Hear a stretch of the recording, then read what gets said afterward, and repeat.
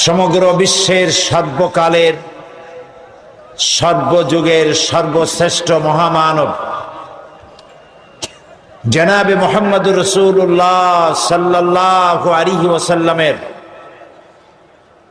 পবিত্র সিরাত জানার উদ্দেশ্যে এই মাহফিলে আমাদেরকে শরীক করলেন। সেই মনিবের দরবারে শুকরগুজার হচ্ছি।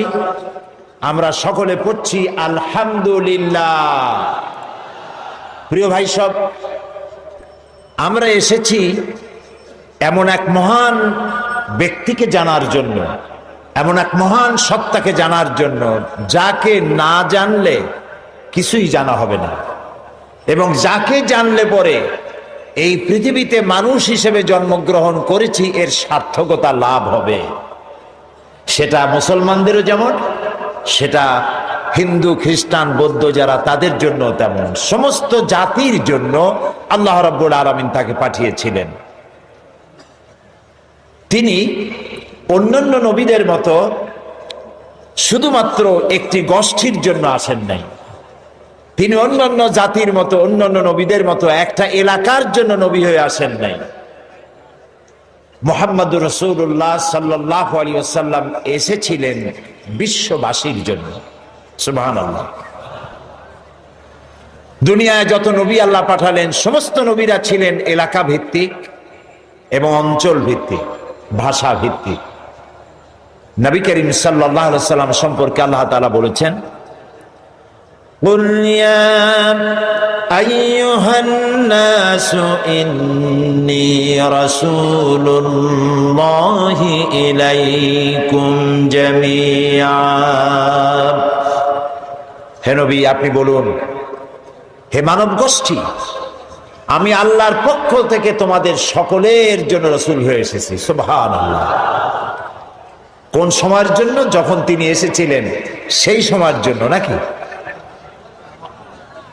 কি বলেন, বুঝতে পারছেন না? নবীজি তিনি পৃথিবীতে এসেছিলেন কিয়ামত পর্যন্ত এই পৃথিবীতে যত মানুষ আসবে সমস্ত মানুষের জন্য আল্লাহ তাআলা তাকে রাসূল করে পাঠিয়েছেন। সুবহানাল্লাহ। এই পৃথিবীতে যদি প্রশ্ন করা হয় মানুষের জন্য সবচাইতে বেশি জরুরি কি জিনিস, তাহলে আপনি কি জবাব দেবেন? এক একজন এক এক রকমের জবাব দেবেন। কেউ বলবেন জরুরি ভাত, কেউ বলবেন রুটি, কেউ বলবেন পানি, কেউ বলবেন বাতাস, কেউ বলবেন অক্সিজেন। কিন্তু মূল জবাব কি? আসল জবাবটা কি? আসল জবাব হচ্ছে এই পৃথিবীতে মানুষের জন্য সব থেকে বেশি জরুরত হচ্ছে রিসালাত, নবুয়ত। কারণ আল্লাহ তাআলা আমাদেরকে সৃষ্টি করেছেন কোন পথে চললে পরে আমরা আল্লাহর নৈকট্য লাভ করতে পারবো। আমরা যে পৃথিবীতে এসেছি, আমাদের কি পৃথিবীতে চিরকাল থাকবো না আমাদেরকে যেতে হবে? জবাব দেন। কার কাছে ফিরে যেতে হবে? সেই যে আল্লাহর কাছে ফিরে যেতে হবে, সেজন্য আল্লাহ রাব্বুল আলামিন আমাদেরকে অন্ধকারে ছেড়ে দেন না, আমাদের জন্য পথের দিশা দিয়েছেন। আর সেজন্য তিনি নবী পাঠিয়েছেন।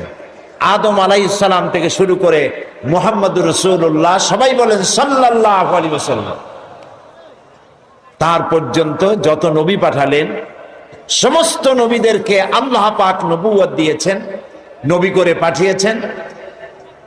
তাদের কোনো ভুল নাই, তাদের কোনো গুনাহ নাই, তারা সবাই মাসুম, তারা বেগুনাহ।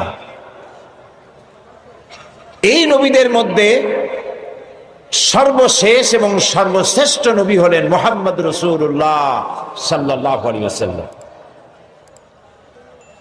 নবী করিম সাল্লাল্লাহু আলাইহি ওয়াসাল্লামকে আল্লাহ তাআলা এমন একটা সময় পাঠালেন যখন গোটা পৃথিবীতে মানুষ ছিল ধ্বংসের দ্বার প্রান্তে। চুরি, ডাকাতি, জেনা, ব্যভিচার, হত্যা, ধর্ষণ, এমন কোন পাপ নাই যা মানুষ করত না। যেই দেশে রাসূল আসলেন সেই দেশে মানুষ, তাদের চিন্তা ছিল যে আমি মানুষকে খুন করব না কেন, লুট করব না কেন, মিথ্যা কথা বলবো না কেন, নারী অপহরণ করব না কেন, এর কোনো যুক্তিসঙ্গত কারণ তাদের জানা ছিল না। সবটাই তারা বৈধ মনে করত। এবং কতটা জাহিল ছিল যে এই গোত্রের লোকেদের উটের পানি খাওয়ার আগে আর এক গোত্রের লোকের উটের পানি খাওয়াইল কেন? এই অপরাধে তারা একে অপরের বিরুদ্ধে গোত্রে গোত্রে লড়াই হয়েছে বছরের পর বছর, যুগের পরে যুগ।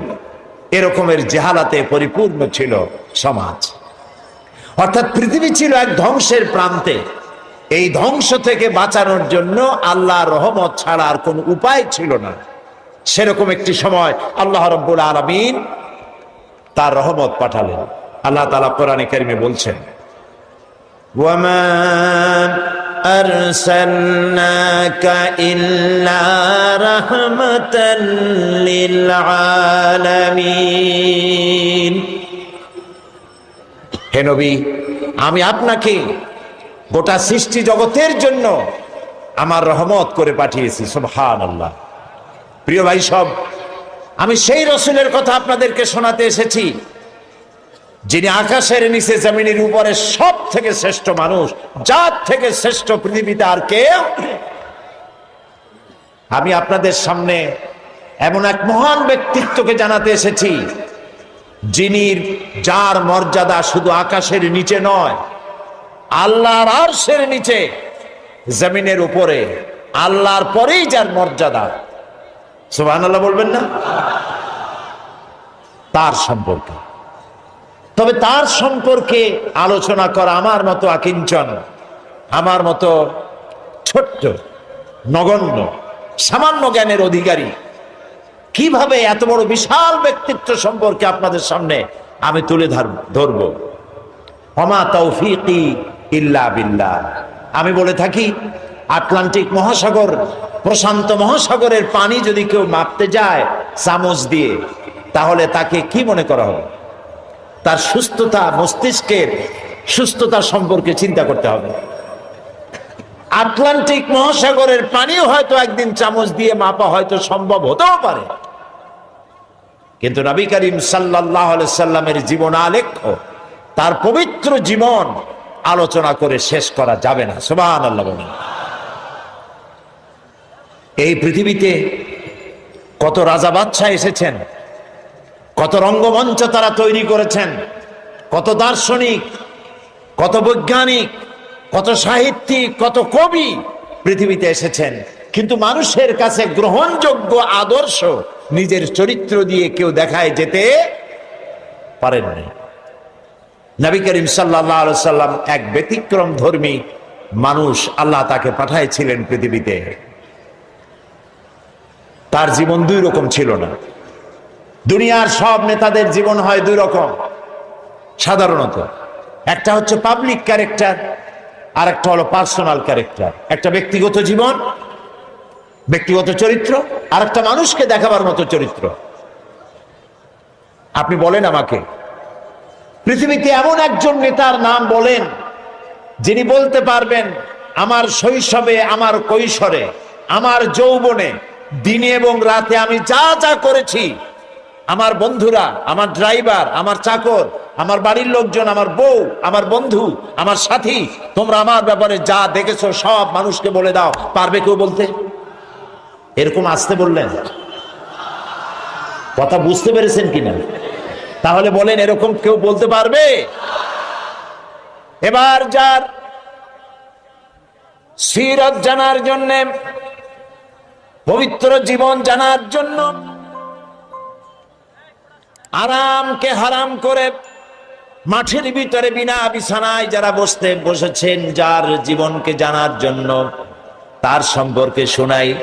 আল্লাহর নবী বলেছেন, ও আমার সাহাবীরা, ও আমার স্ত্রীরা, দিনের আলোতে, রাতের আধারে আমার ব্যাপারে যা জেনেছো আর যা দেখেছো সবগুলো খুলে খুলে মানুষের সামনে বলে দাও। রাসূলের জীবন ছিল সূর্যের মতো দীপ্তমান, যেখানে কোনো কালিমা নাই। অন্ধ সূর্যের আলো অনুভব করতে পারে, ঠিক না? সমস্ত মানুষ তার জীবন সম্পর্কে ওয়াকিবহাল। পৃথিবীতে কেউ নাই রাসূলের চরিত্রে কোনো দাগ লাগানোর কোনো কথা বলতে পারে। সুবহানাল্লাহ বলতে ইচ্ছে করে না? আপনারা যে বসে আছেন এখানে, প্রত্যেকটা মুহূর্ত আপনার আমলনামায় নেকি লেখা হচ্ছে। কারণ জিকিরে ইলাহি যেমন ইবাদত, আল্লাহর জিকির করা কি বলেন না কেন? আল্লাহর জিকির যেমন ইবাদত, জিকরে ইলাহি যেমন ইবাদত, জিকরে হাবিবও তেমন ইবাদত। আমরা রাসূলকে স্মরণ করছি, তার আলোচনা করছি। কি মহান ব্যক্তিত্ব, যার জীবনে দুই রকমের কোনো কিছু নাই, সব স্পষ্ট। আল ওয়াদুহু ওয়াস সারাহা, একদম দিবালোকের মতো স্পষ্ট, কোনো বক্রতা নাই। কাফেরেরা চিন্তা করত যে এই লোকটা হইল কেমনে, এভাবে কেমনে হলো? শৈশব, কৈশোর, যৌবন কাটালেন তিনি এই সমাজের মধ্যে, কিন্তু মিথ্যা কথা বলেন না। মিথ্যা ছাড়া সমাজ চলে না, মদ ছাড়া মুহূর্ত চলে না।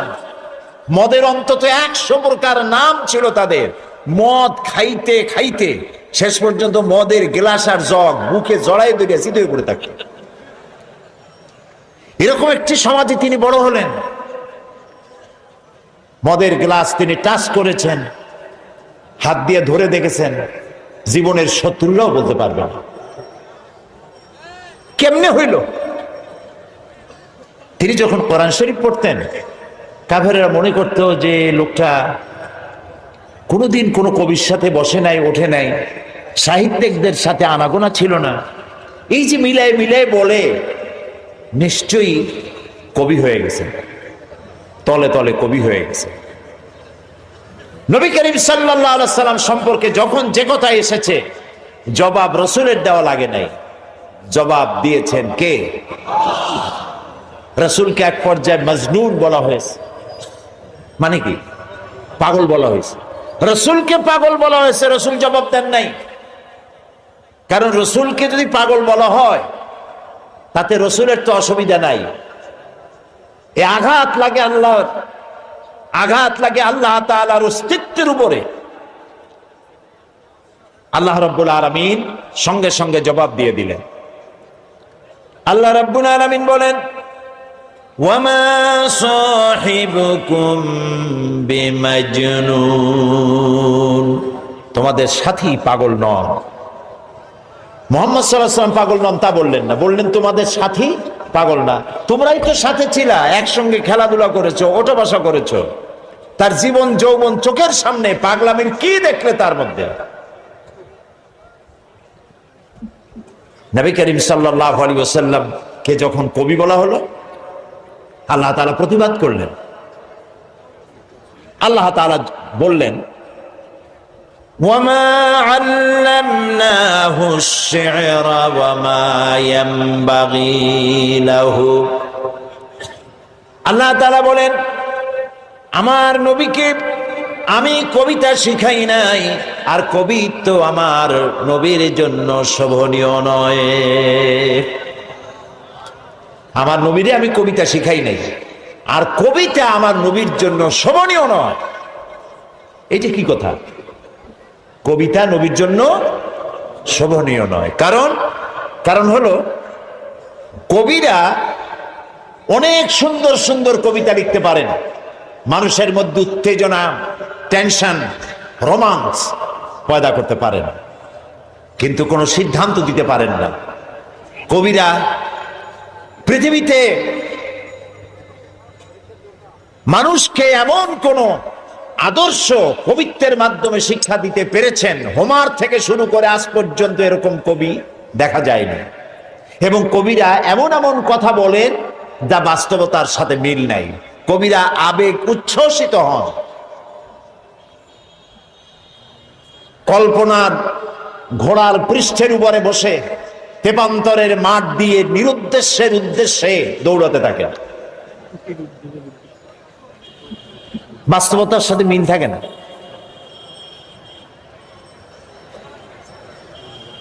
যেমন আমি একটু দেখাই, দৃষ্টান্ত দিলে বুঝতে সুবিধা। কি বলেন?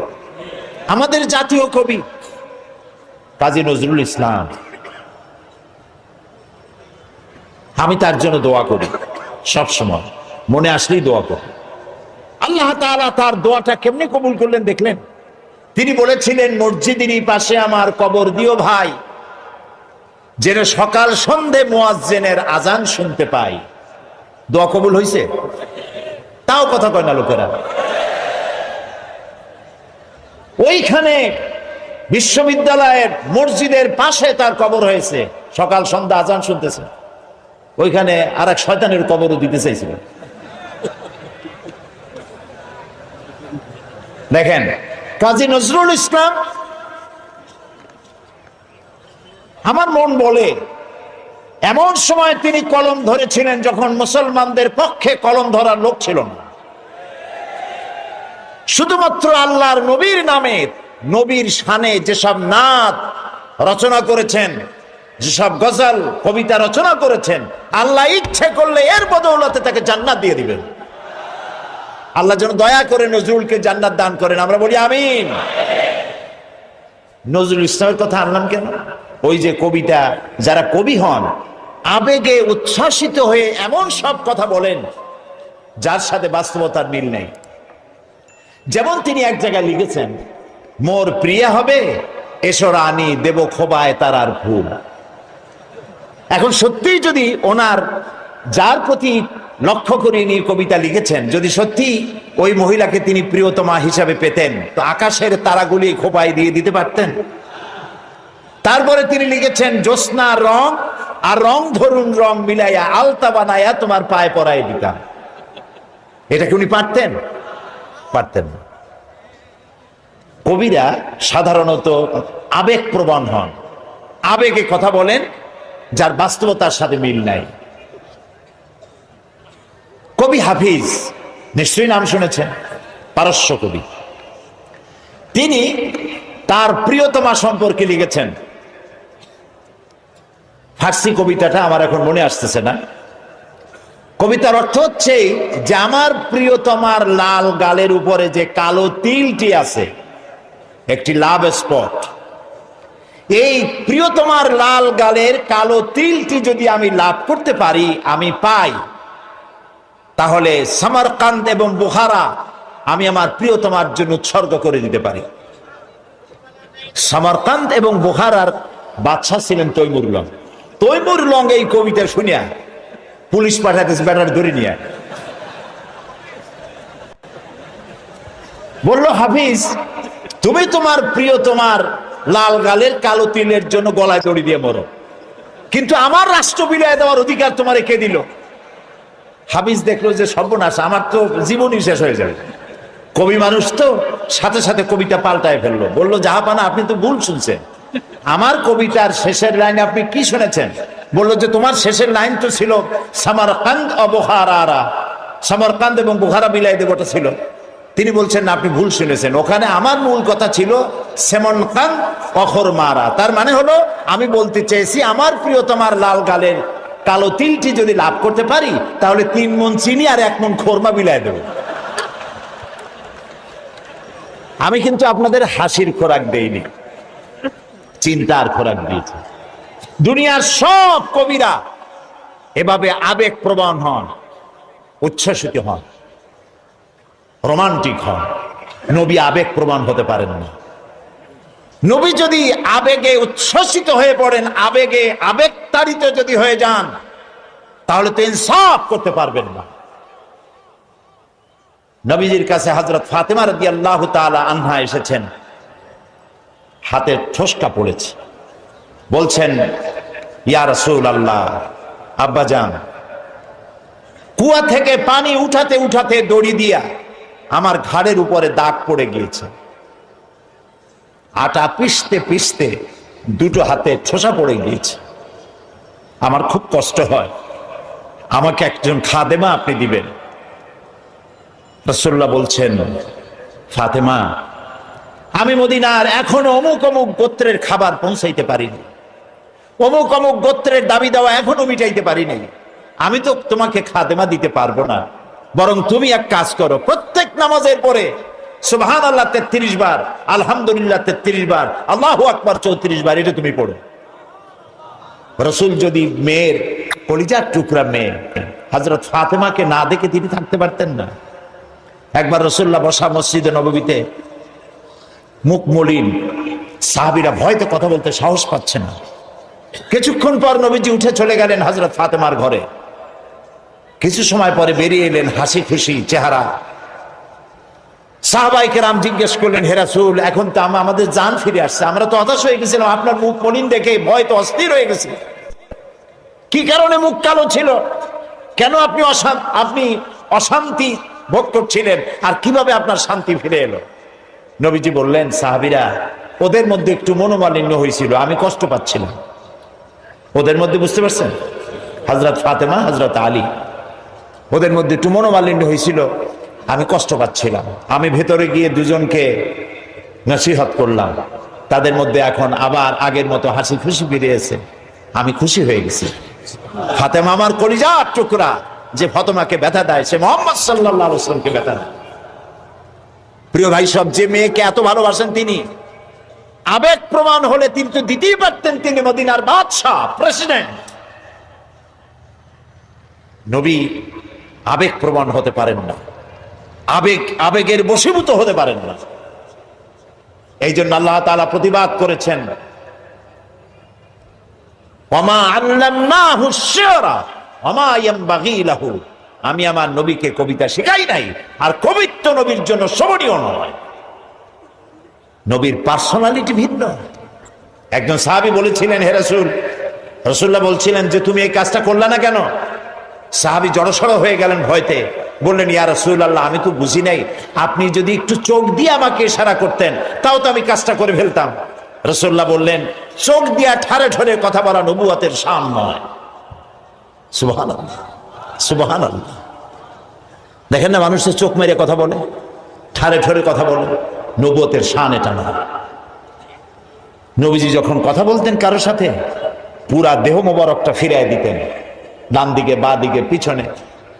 আমরা যেভাবে এরকম কাটকুট করে শুনি, এরকম করতেন না, যাতে যার সঙ্গে কথা বলছেন তিনি যেন কথা বুঝতে পারেন যে রাসূল পুরা মনোযোগী শুনছেন, আমাকে ইগনোর করছেন না। প্রিয় ভাই সব, এক মহাসমুদ্র। রাসূলুল্লাহ নামাজ পড়তেছিলেন, হযরত ওমর রাদিয়াল্লাহু তাআলা আনহু তখনও কাফির, চাইছিলেন রাসূলকে শায়েস্তা করবেন, মারবেন, লাঞ্ছিত করবেন। নামাজরত অবস্থায় দেখে তিনি চিন্তা করলেন, যাক নামাজ পড়তেছে, এখন কিছু কবর না, নামাজটা শেষ হোক, তারপরে আচ্ছা করে। হযরত ওমর বলেন, আমি নবীজের পিছনে দাঁড়িয়ে অপেক্ষা করতেছিলাম নামাজ কখন শেষ হবে, আর তিনি নামাজের ভিতরে তেলাওয়াত করতেছিলেন। তেলাওয়াত যখন শুনলাম, আমার কাছে মনে হলো এই কথাগুলি মানুষের বানানো নয়, নিশ্চয়ই কোন জিন রাসূলুল্লাহকে শিখায়া দেয়। আমি যখন এই চিন্তা করেছি, এত সুন্দর মিলায়া কি করে পড়েন, জেনে শিখায় দিয়েছে, এই চিন্তা যখন আমি করেছি, নবীজি তখন আমার এই কথার জবাব যেন তিনি দিলেন। তিনি পড়লেন, ইন্নাহু লাকাউলু রাসূলিন কারীম। না, এটা কোনো জিন বা অন্য কারো কথা নয়, এটি হচ্ছে মহান বার্তাবাহকের বর্ণনা। হযরত ওমর বলছেন, জিনের কথা না হলে কবির কথা তো বটেই। এত সুন্দর মিলানো, দেখছেন না কোরআন শরীফে কি মিল, লক্ষ্য করছেন? করেন নেই বোধ হয়, করার জন্য অনুরোধ করি। কোরআন তাড়াতাড়ি পড়বেন, মনে হবে আপনি প্রবন্ধ পড়ছেন। থেমে থেমে পড়বেন, মনে হবে যেন কবিতা পড়তেছেন। প্রত্যেক আয়াতে আয়াতে মিল, সুবহানাল্লাহ। হযরত ওমর বলছেন, ভাবলাম মুহাম্মদ সাল্লাল্লাহু আলাইহি ওয়াসাল্লাম কবি হয়ে গেছে। হযরত ওমর বলেন, যেই না চিন্তা করলাম মনে মনে মুহাম্মদ সাল্লাল্লাহু আলাইহি ওয়াসাল্লাম কবি হয়ে গেছেন, অমনি তিনি আমার এই কথার জবাব যেন তিনি দিলেন। তিনি পড়লেন, ওয়ামা হুয়া বিকাউলি শাইরিন কালিলাম মা তুমিনুন। না না, এটা কোনো কবির কথা নয়। হযরত ওমর বলে, সর্বনাশ, তাহলে তো শুধু কবি না, গণকও। আমার মনের কথা বুঝলো কেমনে? তো জাদুকর হয়ে গেছে, গণক হয়ে গেছে। হযরত ওমর বলেন, যখন আমি মনে মনে চিন্তা করলাম গণক হয়ে গেছেন, অমনি নবীজি আমার সে কথারও জবাব দিয়ে দিলেন। তিনি পড়লেন, ওয়ালা বিকাউলি কাহিনিন কালিলাম মা তাযাক্কারুন। না না, এটা কোনো গণকের কথা নয়, তোমরা খুব কমই উপদেশ গ্রহণ করে থাকো। হযরত ওমর বলেন, আমার মনে হচ্ছিল আমার পায়ের তলা থেকে মাটি সরে যাচ্ছে। কি আশ্চর্য কথা! যা বলি মনে মনে তারই জবাব আসে। নামাজের মধ্যে কি করে বোঝেন তিনি? হযরত ওমর বলেন, প্রত্যেকটি কথার জবাব, মনের প্রশ্নের জবাবগুলি যখন আসতেছিল, তখন আমার চোখের সামনে বিরাট একটা জিজ্ঞাসাবোধক চিহ্ন ঘুরতেছিল। এটা জেনের কথা নয়, কবির কথা নয়, গণকের কথা নয়, তবে এটা কি? যেই না চিন্তা করেছি তবে এটা কি, অমনি নবীজি তেলাওয়াত করলেন, তানজিলুম মির রাব্বিল আলামিন। আল্লাহ রাব্বুল আলামিনের নাযিলকৃত কিতাব। হযরত ওমর বলছেন, আমার মনে হচ্ছিল ঈমান ইসলাম তার শিকড় শুদ্ধ আমার কলিজার মধ্যে ঘেরে বসতেছে। কিন্তু তখনও সময় আসে নাই হযরত ওমরের ঈমান কবুল করার। প্রিয় ভাই সব, রাসূলকে আল্লাহ রাব্বুল আলামিন পৃথিবীতে পাঠালেন এজন্য নয়, তিনি আমাদেরকে মেসাক করা শুধু শিখাবেন, তিনি আমাদেরকে শুধু দাড়ি আর টুপির কথা বলবেন। একটি সমাজ বিপ্লব, একটি রাষ্ট্র বিপ্লব করার জন্য পাঠিয়েছেন। চুরি, ডাকাতি, জেনা, ব্যভিচার, হত্যা, ধর্ষণে ভরপুর সমাজ, এখানে এসেছেন তিনি। এই জাতির উপায়, এ মানুষ বাঁচবে কি করে? এর লক্ষ্য কি, উদ্দেশ্য কি, যাবে কই? আহারে, গরিবদের বাঁচার কোনো অধিকার নাই। গরিবরা শোষিত, নির্যাতিত, নিপীড়িত, নিগৃহীত। বড় লোকদের সব জোর জার, মুলুক তার।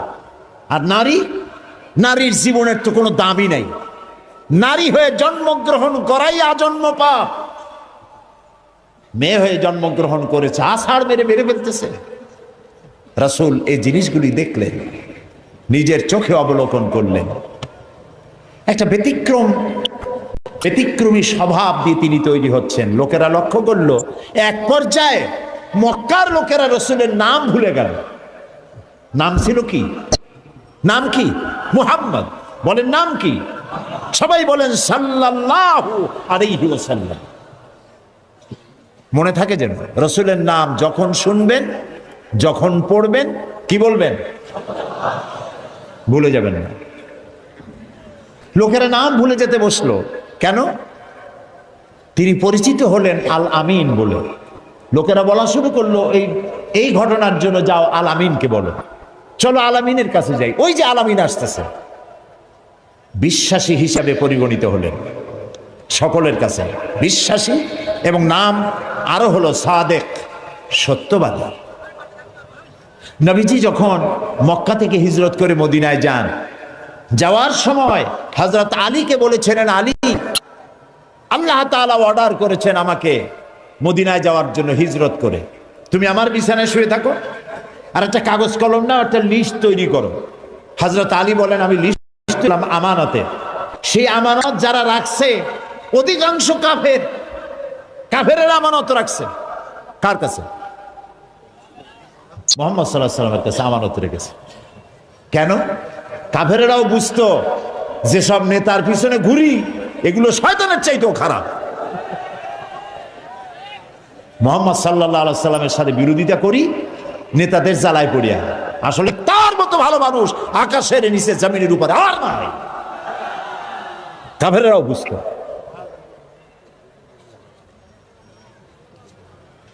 এখনো আমাদের দেশে যত নেতা টেতা আছে, অনুসারীরা বোঝে খাঁটি শয়তান। নামাজ নাই, না দেখেন না, নামাজ নাই, রোজা নাই, আল্লাহ পরকালের চিন্তা নাই, মিথ্যা কথা বলে অনবরত। মানুষে যেমন বমি করে হড় হড় করিয়া মুখ দিয়া মিথ্যা করি বমির মতো বাইর হইতে থাকে। একটা ভালো কথা বলতে জানে না, শুধু অসত্য আর মিথ্যা বলতেই থাকে, আমানতের খেয়ানত করে। তবে এইসব নেতাদের পিছনে ঘুরে কেন? এই চিন্তায় যে এরা যদি এমপি মন্ত্রী হইতে পারে তা একটা চাকরি পাবো, লাইসেন্স পাবো, টিয়ার কাবি খা খাইতে পারবো। জি, নাম রাখছে কাবি খা, তার মানে হলো খাবি খা।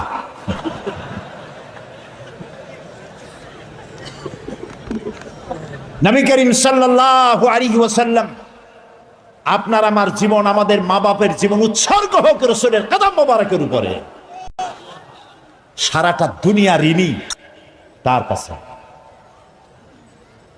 তার স্বভাব চরিত্রের কাছে। মুহাম্মদুর রাসূলুল্লাহ সাল্লাল্লাহু আলাইহি ওয়াসাল্লাম এই সমাজে বড় হলেন, বেড়ে উঠলেন, লক্ষ্য করলেন এদের বাঁচাবো কেমনে, উপায় কি? তিনি গারে হেরায় চলে গেলেন। ওটার নাম জাবালে নূর। আমরা গারে হেরা বলি, কিন্তু মক্কা শরীফে যে গারে হেরা কইলে কেউ চিনবে না, চিনবে না। জাবালে নূর, ওই জাবালে নূরে উঠলেন, অনেক উঁচা।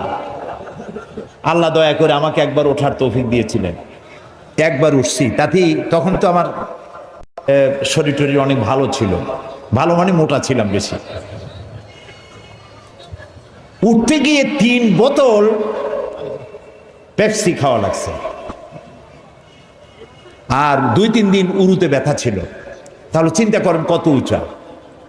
সেই পাহাড়ের অনেক উঁচায় একটা ছোট্ট জায়গা, একটা রাস্তা আছে একটুখানি, এই সোজাভাবে ঢোকা যায় না, কাত হয়ে কইয়া কাইত আছেন আমাদের দেশে বলে, ওই কইয়া কাইত হয়ে ঢোকা যায়। এবং ওখানে একটা জায়গা আছে যেখানে 2 জন একসাথে নামাজ পড়তে পারে, এরকম একটা গুহা। সেখানে নবী করিম সাল্লাল্লাহু আলাইহি ওয়াসাল্লাম চিন্তা গবেষণা করতে লাগলেন। যেদিন বয়স 40 বছর পূর্ণ হয়ে গেল, আল্লাহ রাব্বুল আলামিন তাকে নবুয়তের মর্যাদা দিয়ে দিলেন। এই নবুয়তের মর্যাদা নিয়ে তিনি নেমে আসতেছেন। ভয় পেলেন। জিবরাইলকে তো জীবনে দেখেন নাই, হযরত জিবরাইলকে দেখেছেন। জিবরাইল বলেছেন ইকরা, পড়ো। তিনি বলছেন যে আমি পড়তে জানি না। আবারও বললেন ইকরা, পড়ো, বলছেন জানি না পড়তে। তৃতীয়বার তিনি বুকের সাথে জড়িয়ে ধরলেন, এমন ভাবে জড়িয়ে ধরলেন নবী করিম সাল্লাল্লাহু আলাইহি ওয়াসাল্লাম ব্যথা পেলেন এবং তিনি পড়তে পারলেন।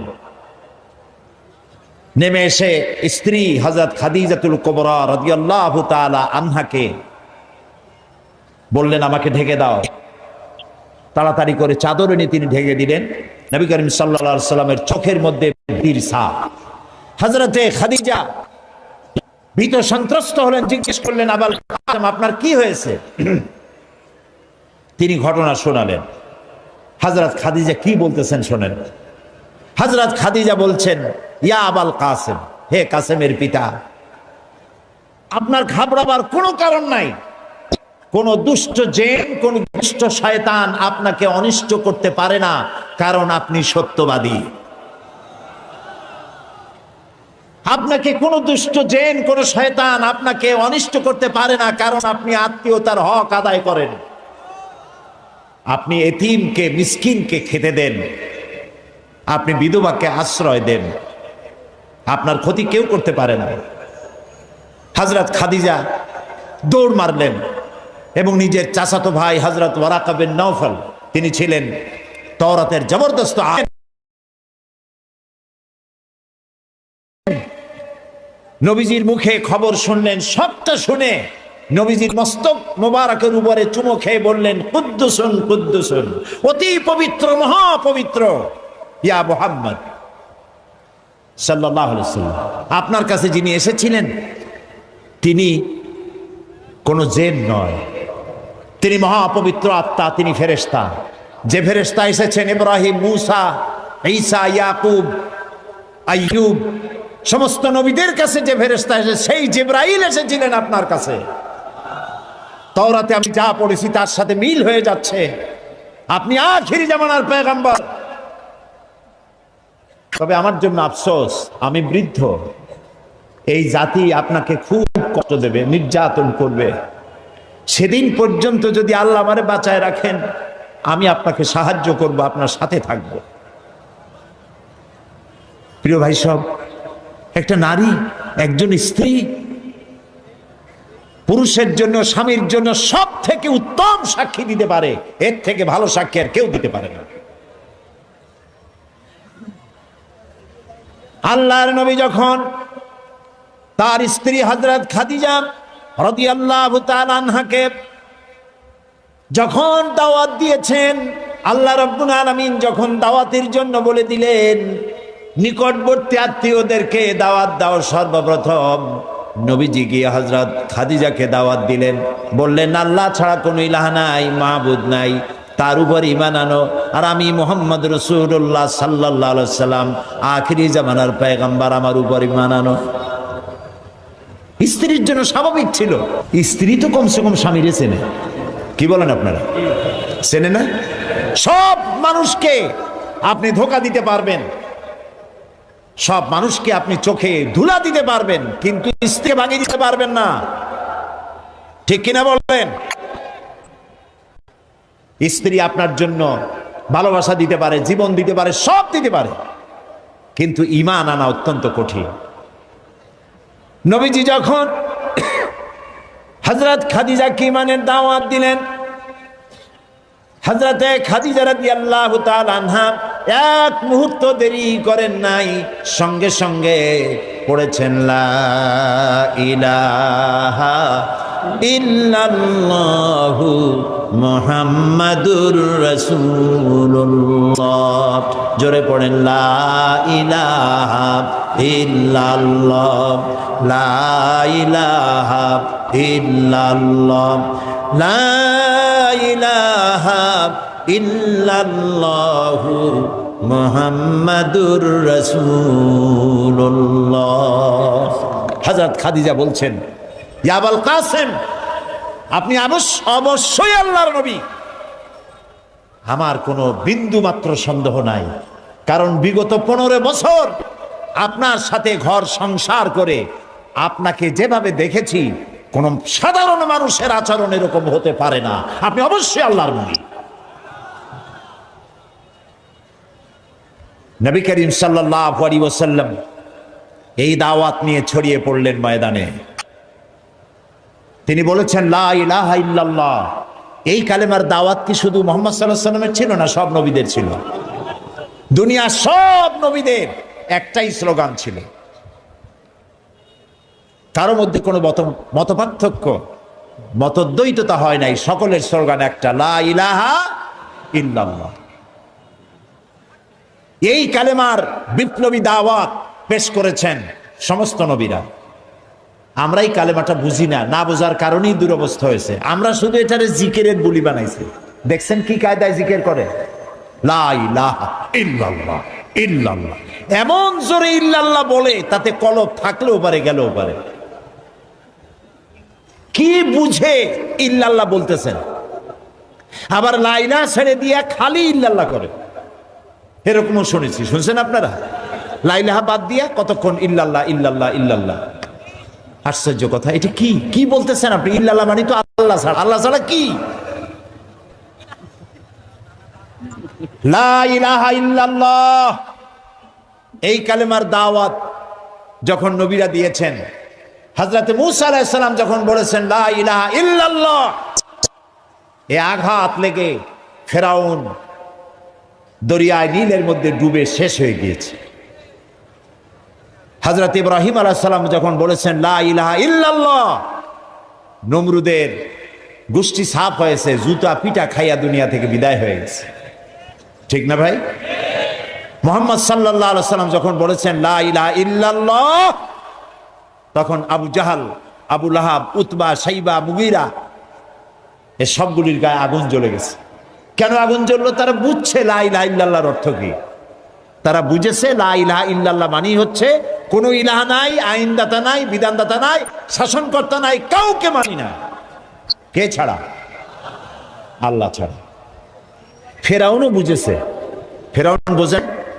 ফেরাউনকে মুসা আলাইহিস সালাম যখন বলেছেন বলো লা ইলাহা ইল্লাল্লাহ, ফেরাউন বলেছে মা আলিমতু লাকুম মিন ইলাহিন গায়রি, আমি তো জানি না যে আমি ছাড়া আরো কোন ইলাহ আছে, আমি তো ইলাহ।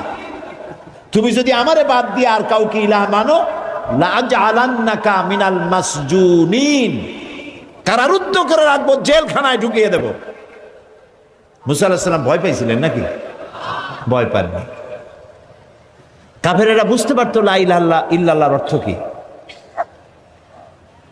আবু জাহাল, আবু লাহাব, উতবা, শাইবারা, হযরত আবু তালেব নবী করিম সাল্লাল্লাহু আলাইহি সাল্লামের চাচা আবু তালেবের কাছে গিয়ে বলেছে, আবু তালেব রাসূলকে বলো, মুহাম্মদ সাল্লাল্লাহু আলাইহি সাল্লামকে বলেন তিনি যেন লা ইলাহা ইল্লাল্লাহর দাওয়াত না দেন, এর বিনিময়ে যত টাকা লাগে, যে সুন্দরী মেয়ে পছন্দ করবে সেই মেয়ে তার সাথে বিয়ে দিয়ে দেব, নেতৃত্ব দেব, টাকা দেব, পয়সা দেব, বাড়ি ঘর দেব, তবুও লা ইলাহা ইল্লাল্লাহ দাওয়াত যেন তিনি না দেন।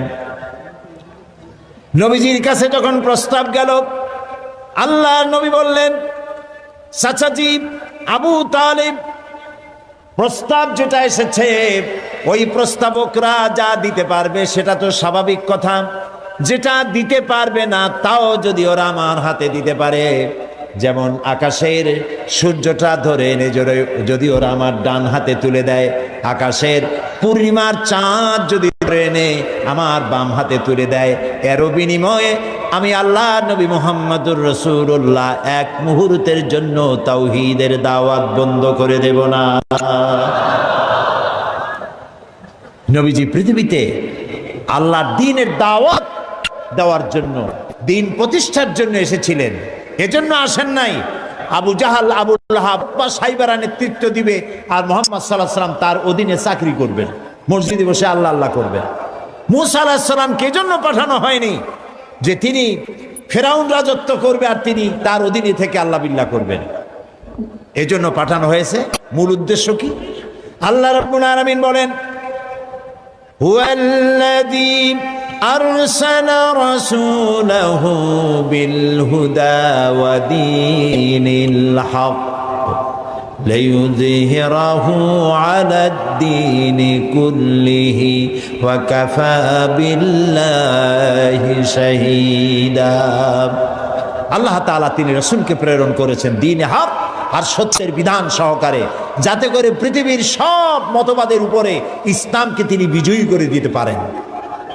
নবী করিম সাল্লাল্লাহু আলাইহি সাল্লাম মক্কি জীবনে এই কাজটি তিনি চালু করলেন। নবী করিম সাল্লাল্লাহু আলাইহি সাল্লামকে আল্লাহ রাব্বুল আলামিন সব রকমের সম্মান এবং মর্যাদা দিয়ে পৃথিবীতে পাঠালেন দ্বীনকে প্রতিষ্ঠা করার জন্য। 13 বছর সময় লাগলো মক্কায়। কয় বছর লাগলো? 13 বছর।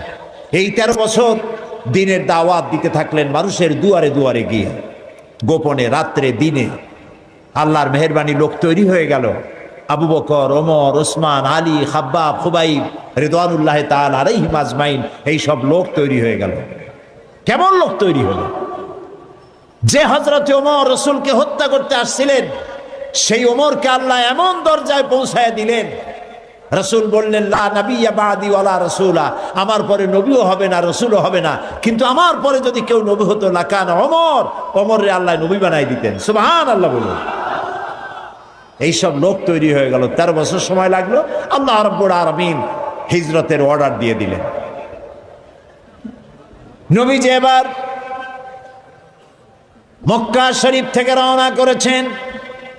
গভীর রজনীতে হযরত আবু বকরকে সঙ্গে করে নিয়ে রওনা করলেন। জাবালে মেসফালার ভিতর দিয়ে, জাবালে কেদোয়ার উপর দিয়ে যাওয়ার সময় বারবার কাবার দিকে ফিরে তাকায় কাঁদতে লাগলেন আর বলতে লাগলেন, কাবারে বড় আশা ছিল তোর খেদমত করব, কিন্তু তোর নিষ্ঠুর সন্তানেরা তোর কাছে আমারে থাকতে দিল না রে। নবীজি হযরত আবু বকর রাদিয়াল্লাহু তাআলা আনহুকে সঙ্গে নিয়ে জাবালে সুরে চলে গেলেন। হজরে রক্ত হয়ে গেল। হযরত আবু বকর বলেন, আর উপায় নাই, ধরা পড়ে যাব, এই গুহার মধ্যে গিয়ে আমরা আশ্রয় নেই। গুহার ভিতরে গিয়ে আশ্রয় নিলেন। সকালবেলায় কাফির বেঈমানেরা খুঁজতে খুঁজতে ওই পর্যন্ত এসেছে।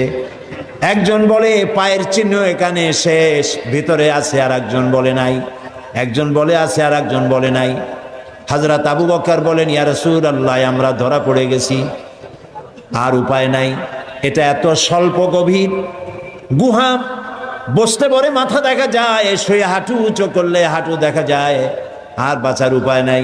আল্লাহ রাব্বুল আলামিনের হাবিব তখন বললেন, কোরআনে কারীমের মধ্যে সূরা তাওবায় আল্লাহ শোনাই দিয়েছেন, ইয়াকুলু লিসাহিবিহি লা তাহজান ইন্নাল্লাহা মা'ানা।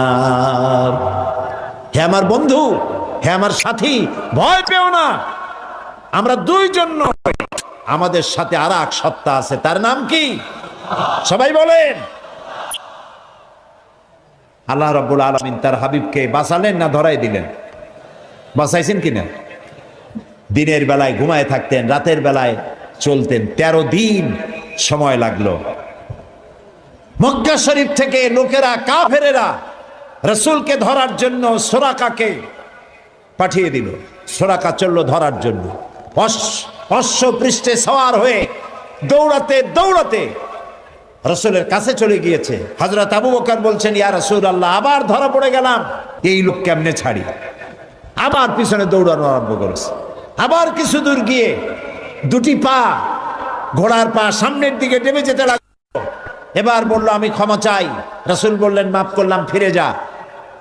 আবার যখন ঘোড়ার পা উঠে আসলো, সুরাকা তখন চিন্তা করলো, 100 লাল উট কেমনে ছাড়িয়ে যায়।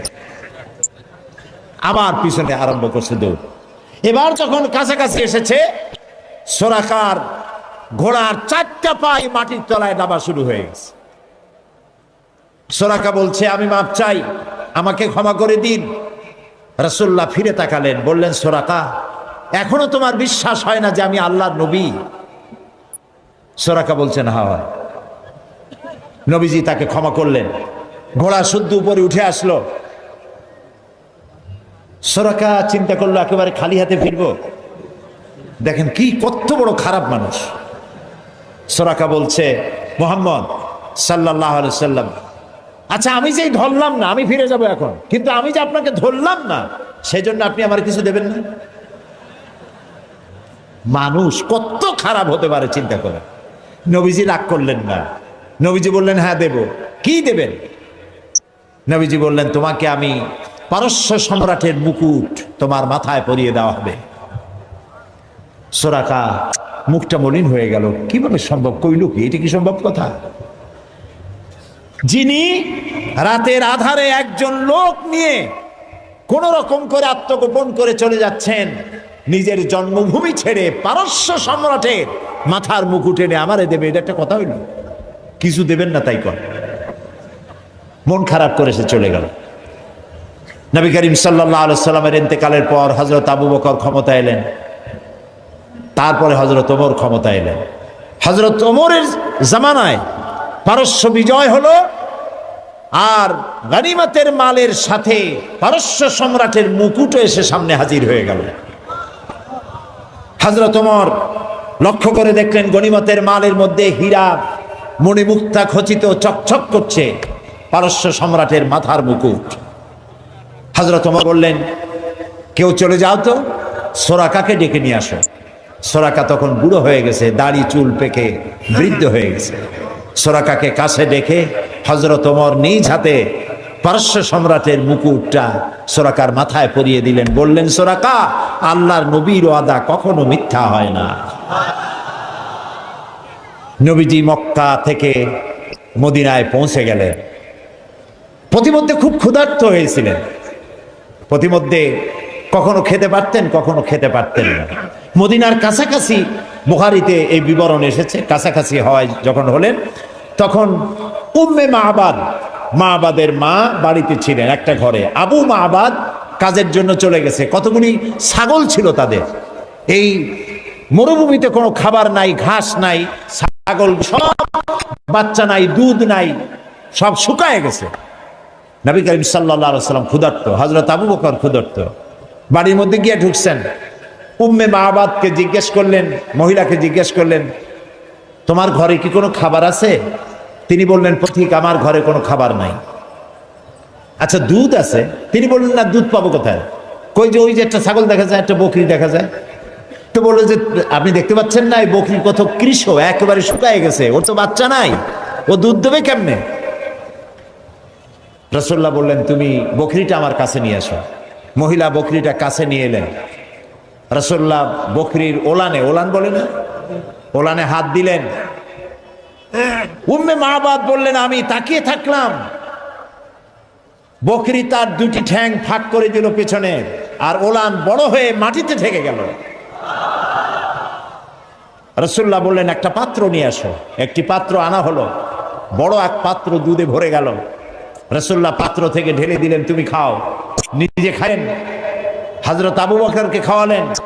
পাত্র পরিপূর্ণ থাকলো। বলল, তোমার স্বামী এলে তাকে দিও। রাসূলুল্লাহ চলে গেলেন। আবু মাবাদ বাড়ি ফিরেছেন, মুখ শুকনা। হঠাৎ করে দুধের দিকে চোখ পড়লো। বলল, তুমি দুধ পাইলা কই? আবু মাবাদ বলছে, পুরুষ বলছে যে, আমি তো সারাদিন কষ্ট করেছি, কিছু খাই নাই, তুমি দুধ পেলে কোথায়?